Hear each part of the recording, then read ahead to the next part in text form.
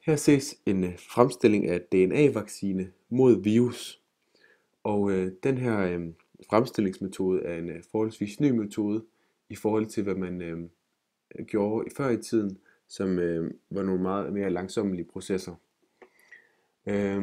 Og det starter altså med, at man tager sådan en virus her, og ligesom udtager det arvemateriale, man synes er interessant. Og i det her tilfælde, så har man så valgt at udtale sådan en RNA-streng, hvor man kan se det her gen B og A. Den her RNA-streng, den laves om til en DNA,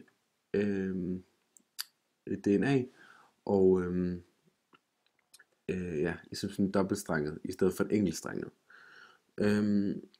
Og når det så er i sådan en dobbeltstrenget DNA, så kan man så overføre det i sådan en PCR-maskine. Og PCR-maskinen gør ligesom, at den laver en masse kopier af sådan en DNA-strengen.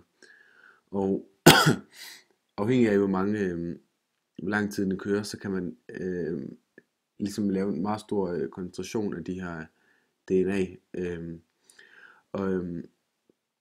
Til sidst laver det altså sådan en lang DNA-sekvens for en.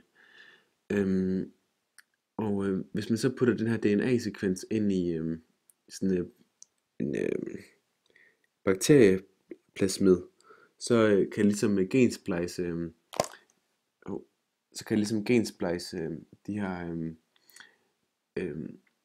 her sekvenser her sammen i sådan nogle ringe. Og når de er i sådan nogle og det er så altså sådan nogle plasmider her. Når de er i dem, så kan de så overføres til sådan en kolbe, hvor de ligesom opformeres, så der kommer mange flere, og indtil man ligesom har en høj nok koncentration af de her plasmider i kolben.